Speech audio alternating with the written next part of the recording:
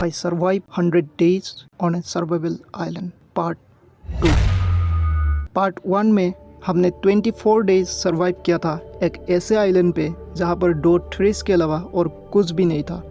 ऊपर से हम पानी में जाके मछलियों तक को नहीं पकड़ सकते थे। और उस आइलैंड में हमने ऐसे ऐसे चैलेंजेस पूरा करके दिखाया जो किसी ने सोची नहीं होगी। तो हेलो गेमर्स, कैसे हो आप सब? आई होप आप सब अच्छे होंगे। तो वापस से एक बार स्वागत है आपका एयरकॉक की दुनिया में। तो पार्ट 1 को आप लोगों ने इतना सपोर्ट दिया, मुझे बिलीव नहीं हो रहा था। कल मैंने जब अपनी YT स्टूडियो खोला तो उसमें काफ़ी ज़्यादा व्यूज़ और लाइक्स आ चुका था। Even two comments and subscriber भी बहुत ज़्यादा बढ़ रहा था और ये देख के मैं बहुत ज़्यादा खुश था। So thank you guys for this amazing support. और जो भी इस चैनल पे नए आए हो प्लीज़ कंसिडर टू सब्सक्राइब। तो आज हम फिर से 25 डेज सर्वाइव करने वाले हैं इस आइलैंड पर। लेकिन आज हमारे पास है 3 चैलेंजेस और ये चैलेंजेस काफ़ी ज़्यादा डेंजरस है। वाई? बिकॉज आज का जो हमारा चैलेंजेस है उनमें से ज़्यादातर चैलेंजेस हमें नेदर में जाकर पूरा करना होगा। तो आप लोगों को आज का वीडियो बहुत ज़्यादा इंटरेस्टिंग लगेगा। तो आज हमारा पहला चैलेंज है विलेजर्स को इस आइलैंड पे लाना। और ये बहुत डिफ़िकल्ट होने वाला है बिकॉज इस वर्ल्ड में विलेज एग्जिस्ट नहीं करता है। और हमारा दूसरा चैलेंज है फुल नेदरलाइट आर्मर बनाना। और हमारा तीसरा चैलेंज है वेदर को डिफीट करना पर बिना उसको टास्क करे। एंड ये बहुत ही क्रेजी होने वाला है। एंड इस वीडियो को बनाने में मुझे पूरे के पूरे 1 वीक लगा। तो आई होप आप लोगों को ये वीडियो अच्छा लगेगा। और अगर अच्छा ना भी लगे तब भी रीज़न आप लोग ज़रूर बताना कमेंट सेक्शन में, ताकि मैं अगली बार उस चीज़ को सही कर सकूँ। और मेरा वॉइस क्वालिटी उतना सही नहीं आता क्योंकि मेरे पास माइक नहीं है। तो आई होप आप लोग समझेंगे इस बात को। सो डे 26 में मैं जाने वाला था नेदर फोर्ट्रेस ढूंढने के लिए। और इसीलिए मैं अपने ज़रूरत के सामान जैसे कि खाना वगैरह ले लिया। और नेदर बहुत डेंजरस है इसीलिए मैंने अपने डायमंड आर्मर को रख दिया और अपने पुराने मेरा बेस्ट आयरन आर्मर को पहन लिया। फिर मैंने एंटर किया नेदर पोर्टल के अंदर। और अब मेरा सामना होने वाला था नेदर के कुछ डेंजरस मॉब्स के साथ। और अब डे 29 शुरू हो चुका था। लगातार 3 दिन नेदर यानी उस नरक में भटकने के बाद मेरे सामने था एक बेस्टियन। नेदर के सबसे ज़्यादा समझदार और डेंजरस मॉब पिगलिन्स का कासल। लेकिन ये कासल से पिगलिन्स की नहीं है। ये उस वक्त की बात है जब पिगलिन्स और हॉगलिन्स एक हुआ करता था। लेकिन फिर एवोल्यूशन के चलते हॉगलिन्स पिगलिन्स में बदलने लगे और ये पिगलिन्स हॉगलिन्स के कंपैरिजन में ज़्यादा इंटेलिजेंट बनते जा रहा था। और इसी के चलते हॉगलिन्स और पिगलिन्स में वॉर होना शुरू हुआ। और इसीलिए आज भी पिगलिन्स और हॉगलिन्स आमने सामने आते ही वॉर शुरू हो जाता है। और इसी वॉर का फ़ायदा उठा के मैंने पूरा बेस्टियन लूट लिया। और अब डे 32 शुरू हो चुका था। मुझे अपने सफ़र में 2 और बेस्टियन मिला तो मैंने उनको भी लूट लिया। उनमें से एक में मुझे काफ़ी अच्छा खासा लूट देखने को मिला। और अब 7 दिन नेदर में बिताने के बाद मेरा सारा खाना ख़त्म हो चुका था। तो ना चाहते हुए भी मुझे ओवरऑल वापस आना पड़ा। डे 32 में मैंने नेदर से आने के बाद अपने XP फार्म की तरफ नज़र घुमाई तो वहाँ पर एक ज़ॉम्बी विलेजर स्पॉन हो चुका था।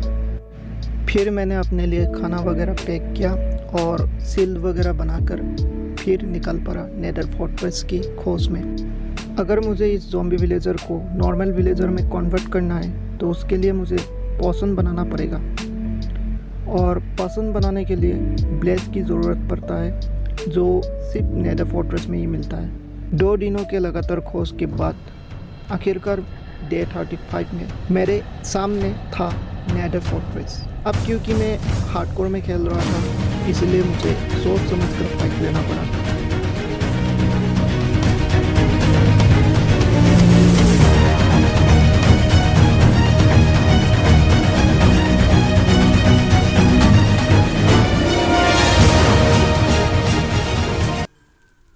और अब डे 35 में मैं नेदर से वापस आया पर पोशन ऑफ वीकनेस बनाने के लिए शुगर चाहिए। तो इसीलिए मुझे शुगर कैन लेने के लिए अपने नज़दीक के आइलैंड पर आना पड़ा।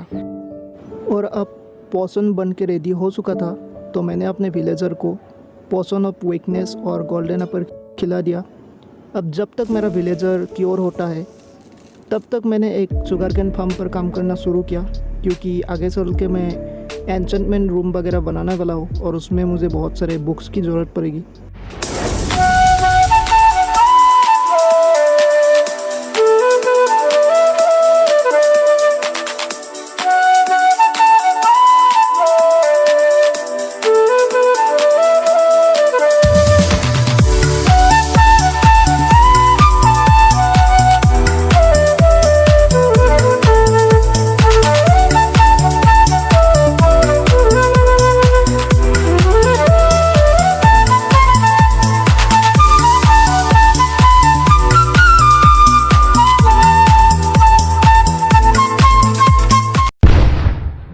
फाइनली 2 दिन के मेहनत के बाद डे 37 में मेरे पास था एक जाइंट शुगर कैन फार्म और हमारा विलेजर भी क्योर हो चुका था। वो लाइब्रेरियन तो बन गया था, पर मेरे सेदर के वजह से कुछ ग्लिच हो रहा था, जिस वजह से उसके ड्रेस मुझे दिखाई नहीं दे रहा था। अब डे 37 में बहुत सारे TNT लेकर मैं नेदर के लिए निकल गया एंशिएंट डेब्रिज ढूंढने के लिए, और लगातार 4 दिनों तक एंशिएंट डेब्रिज के माइनिंग करने के बाद डे 40 में मेरे पास था 27 एंशिएंट डेब्रिज, जो कि मेरे लिए बहुत ज़्यादा था। और डे 40 में मेरे पास था फुल नेदरराइट आर्मर और मैं बहुत खुश था, बिकॉज ये मेरे माइनक्राफ्ट जर्नी में पहली बार था कि मैंने फुल नेदरराइट आर्मर पहना था। लेकिन अभी मुझे इस आर्मर को एन्चेंट करना था, तो उसके लिए मुझे एन्चेंटमेंट टेबल बनाना था, और एन्चेंटमेंट टेबल बनाने के लिए मुझे बुक्स की ज़रूरत पड़ेगा, और इसीलिए मैंने अपने काउस के लिए एक फार्म बनाया।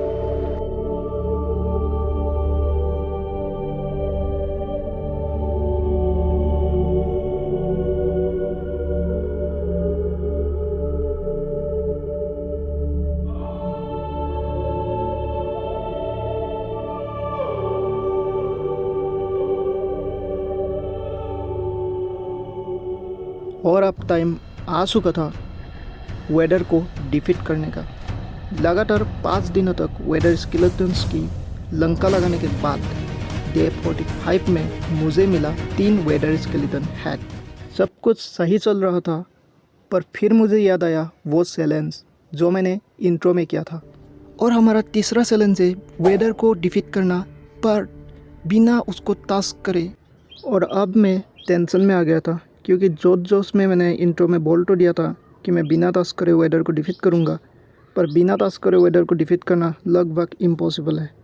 फिर मेरे बिग ब्रेन में एक आइडिया आया कि क्यों ना मैं एक पावरफुल बो बनाऊँ, क्योंकि मैं उसको टास्क तो नहीं कर सकता हूँ, लेकिन दूर से बो से तो मार सकता हूँ ना।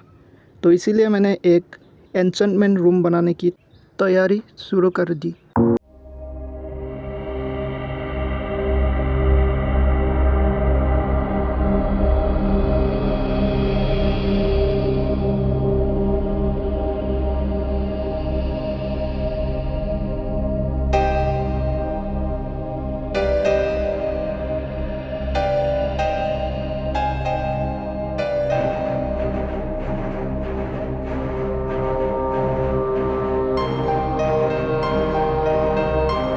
रूम लगभग बन के रेडी हो चुका था, बट अब मुझे फाइनल टास्क देने के लिए चाहिए था सी लैंथर्न, और सी लैंथर्न मिलता है ओशियन मोनूमेंट पे।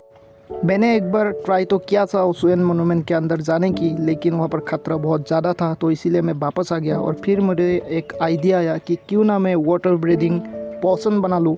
तो फिर मैंने थोड़े टाइम के लिए फिशिंग किया, और फिशिंग करने के बाद मुझे 3-4 पापर पीस मिल गया, और उसके बाद मैंने वाटर ब्रीदिंग पोशन बना लिया। एंड वाटर ब्रीदिंग पोशन बनाने के बाद मैं ओशियन मोनूमेंट के ऊपर हमला किया, एंड फिर मैंने वहाँ से सी लैंटर्न वगैरह ले लिया, और वहाँ पर मुझे साथ ही साथ कुछ गोल्ड ब्लॉक्स भी मिला। शायद वहाँ पर वो सब मिलता है, मुझे पहले पता नहीं था, क्योंकि इससे पहले मैंने कभी ओशियन मोनूमेंट लूटा नहीं था। खैर मुझे अच्छा खासा लूट मिला, तो मैं वापस आ गया, और आके मैंने अपना एन्चेंटमेंट रूम कंप्लीट किया। और अब मेरा एन्चेंटमेंट रूम कुछ ऐसा दिखता है।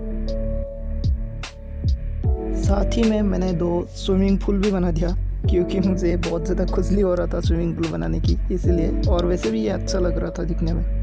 और अब डे 47 शुरू हो चुका था, और मुझे एंसनमेंट के बारे में कुछ खास नॉलेज था नहीं, इसलिए मैंने उल्टे सीधे एंसनमेंट करने के चक्कर में अपने सारे के सारे एक्सपी गवा दिया और अब मैं बहुत ज़्यादा गिल्टी फील कर रहा था।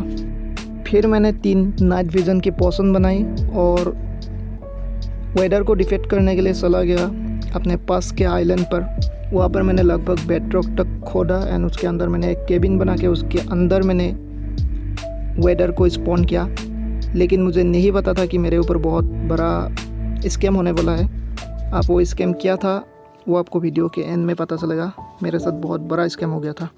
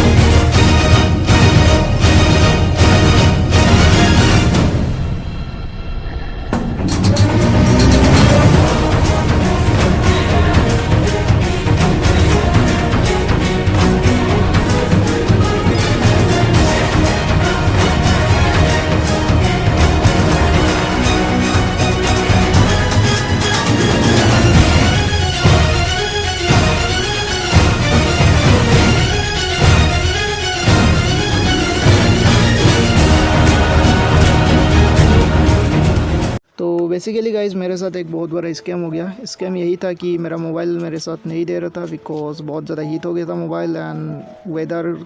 इससे पहले मैंने वेदर को नहीं मारा था तो मुझे पता नहीं था कि ऐसा हालत हो जाता है मोबाइल का। तो बेसिकली मोबाइल बिल्कुल डेथ हो गया था यार लगभग, और स्क्रीन पूरा स्टक हो गया एंड रिकॉर्डिंग ऑफ हो गया। फिर मुझे बाद में पता चला कि मेरा मेमोरी भी फुल हो चुका है। वो भाई बहुत बढ़िया। अब मुझे ये भी नहीं पता कि इसको मैं एक्सपोर्ट कैसे करूँगा। खैर गाइज पार्ट 2 यहीं पर एंड होता है, survival island part 2। But survival island part 3 बहुत जल्दी आएगा अगर आप लोग कमेंट ज़्यादा करोगे तो। और सब्सक्राइबर वगैरह बहुत ज़्यादा बढ़ रहा है, लेकिन मैं फिर से कहूँगा कि और ज़्यादा नए आए हो तो और सब्सक्राइब करो और बढ़ाओ। तो बहुत जल्दी हमें 1K कंप्लीट करना है एंड 1K अभी कंप्लीट होने वाला है, बस थोड़ा सा ही सही है।